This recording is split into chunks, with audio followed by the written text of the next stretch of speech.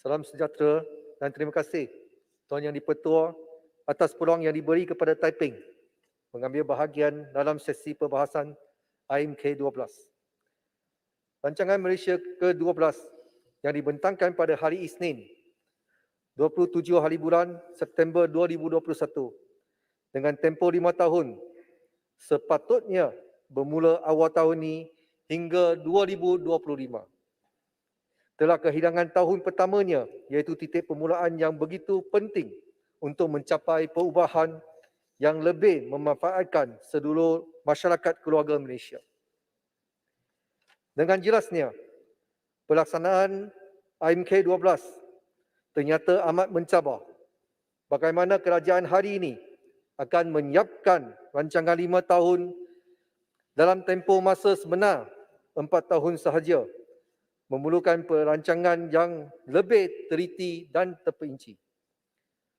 Tuan Yang di-Pertua, kini ketika pembentangan IMK 12 telah hampir memasuki tahun kedua, tetapi duka citanya pihak kerajaan masih belum dapat mengemukakan rancangan terperinci dengan jelas untuk memulakan pelaksanaan IMK yang diperuntukkan 400 bilion ringgit Malaysia dengan segera. Walaupun ramai dari sebelah sana memilih untuk kambing hitamkan pandemik COVID-19 sebagai punca utama penangguhan pembentangan IMK 12. Pada pendapat saya, kelewatan tersebut adalah akibat kemelut politik yang dialami 18 bulan yang lalu, di mana bukan sahaja negara kita kehilangan pertumbuhan, malahan mengalami kemelesetan ekonomi yang begitu teruk. Keadaan ekonomi negara kita hari ini jelas membuktikan kelemahan dan kegagalan pentadbiran kerajaan Perikatan Nasional sekiranya berbanding dengan negara jiran kita, Singapura, yang juga mengalami pandemik, di mana berita harian online pada 14 hari bulan Julai 2021 telah membawa laporan menurut Kementerian Perdagangan dan Industri MTI Republik Pulau Kecil tersebut, ekonomi Singapura mencatat pertumbuhan setinggi 14.3% tahun ke tahun pada suku kedua 2021. Tuan Yang di-Pertua, selepas perbahasan Ketua Pembangkang, ramai yang tertanya-tanya mengenai kos penyediaan buku IMK 12 yang setinggi 2 bilion ringgit Malaysia seperti yang dibangkit oleh beliau dalam perbahasan IMK 12. Taiping berpendapat buku IMK 12 tidak mempamerkan idea yang kreatif dan berkesan atau menggariskan kaedah yang bakal meyakinkan seluruh masyarakat terhadap pemulihan ekonomi negara setanding dengan kos penyediaan setinggi ringgit Malaysia 2 bilion. Oleh itu, Taiping berharap Perdana Menteri akan memberi satu penjelasan yang memuaskan berkenaan kos penyediaan IMK 12 semasa sesi menjawab. Tuan Yang di-Pertua, Taiping juga mendapati negeri Perak turut tercicir dan dianaktirikan daripada IMK 12. Semakan menunjukkan perkataan negeri Perak hanya wujud sebanyak 8 kali dalam buku rancangan Malaysia ke-12 yang tebalnya sebanyak 556 muka surat. Dalam IMK 12, wujud tajuk khas untuk Sabah dan Sarawak dalam topik memperkukuhkan pembangunan sosial ekonomi pada bab 7. Manakala untuk negeri Perak, langsung tiada projek yang khusus dalam pembangunan IMK 12. Saya memohon agar kepentingan pembangunan negeri Perak turut dilihat dan dikaji semula. Taiping juga mencadangkan EPU menyediakan senarai projek-projek mengikut negeri masing-masing untuk memulakan kerja semakan. Tuan Yang di-Pertua, Didapati hanya satu ayat mengenai Perak yang menyebut tarikh siap Lebuh Raya Pantai Barat WCE dari Banting ke Taiping ditangguhkan lagi ke tahun 2024. Untuk makluman Dewan Yang Mulia ni, Lebuh Raya Pantai Barat yang mula diwawakan sejak tahun 2006 oleh Kerajaan Barisan Nasional hanya dirancang secara rasmi dalam IMK 10. Pecah tanah dirasmikan pada tahun 2014 dan dirancang siap dalam masa 5 tahun. Pada 5 hari bulan Julai 2017, diumumkan akan dibuka sepenuhnya pada tahun 2019. 2 tahun yang lalu, ia ditangguh ke 2021. Tetapi duka citanya kini ditangguhkan lagi 3 tahun ke 2024 seperti yang tercatat dalam buku IMK 12. Tuan Yang di-Pertua, selain daripada tempoh siap projek, ia pasti juga melibatkan peningkatan kos projek. Kegagalan menepati tarikh siap projek yang begitu teruk dan lama sekali dalam pelaksanaan seperti ini harus dikaji secara mendalam dan kawalan yang ketat harus diguna pakai demi memastikan kelewatan bertahun-tahun dielak pada projek yang bakal dilaksanakan dalam IMK 12. Tuan Yang di-Pertua, Malaysia dahulunya dikenali sebagai Harimau Asia. Kini semakin hilang taringnya. Indah khabar dari rupa, itulah gambaran sebenar keadaan negara kita hari ini.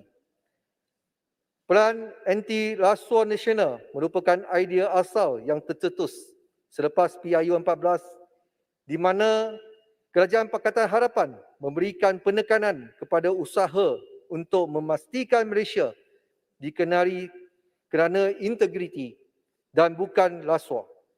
Tapi hendak seribu daya, tak hendak seribu dari. Akibat tindakan manusia yang bersifat mementingkan diri sendiri, sebaik mana pun pelan atau sistem pasti juga akan hancur di tangan golongan itu. Tuan Yang di-Pertua, peranan SPIM adalah untuk memastikan setiap penjawat awam menjalankan tugas secara integriti agar tidak berlaku salah guna kuasa, malangnya harapkan pagar makan padi. Berita tergempar, Malaysia kini bertarikh 27 hari bulan September, seorang pegawai SPIM ditahan susulan kehilangan 25 juta ringgit Malaysia wang bahan bukti disifatkan sebagai bermasalah dan dikait rapat dengan orang ternama. Kenyataan ini memberikan gambaran salah guna kuasa yang sangat jelas tentang masalah dalaman yang cuba disembunyikan. Tuan Yang di-Pertua, pada tahun 2020, indeks rasuah negara tergelincir ke tangga 57 berbanding di bawah Pakatan Harapan yang menduduki tangga ke-51. Dengan berita seperti ini, sudah pasti indeks rasuah negara akan terus menjunam.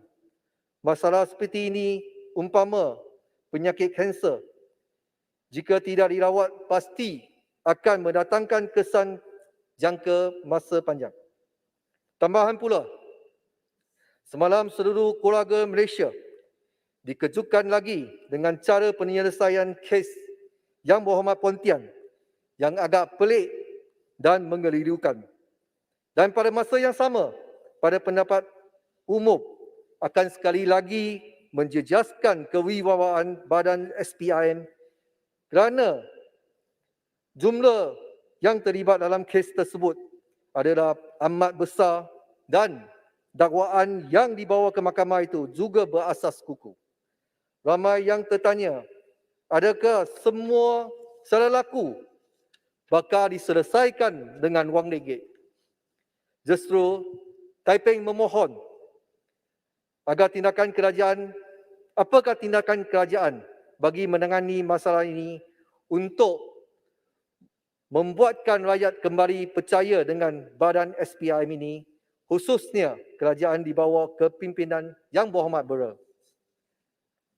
Tuan Yang Dipertua, walaupun pelbagai mekanisme diambil bagi memastikan bekalan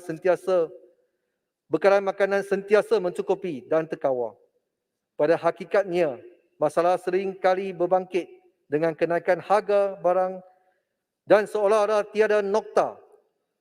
Contohnya, kenaikan harga daging ayam yang berkali ganda sehingga membebankan rakyat. Sejak penubuhan Jawatankuasa Kabinet mengendalikan dasar sekuriti makanan negara pada tahun 2002, soalan yang sering ditanya, apakah pencapaian sepanjang 20 tahun yang berlalu serta bandingan di peringkat antarabangsa. Duka citanya, kedudukan Global Food Security Index Malaysia kini jatuh ke tahap 44 berbanding 28 pada tahun 2019. Tambahan pula, jumlah kos pengimportan makanan tahunan yang dicatat oleh kerajaan semakin meningkat setiap tahun hingga ke tahap 51.4 bilion. YB minta rumuskan YB ya. Jelasnya tibalah masa kerajaan mengkaji semula kaedah yang sedia ada untuk mencari jalan penyelesaian.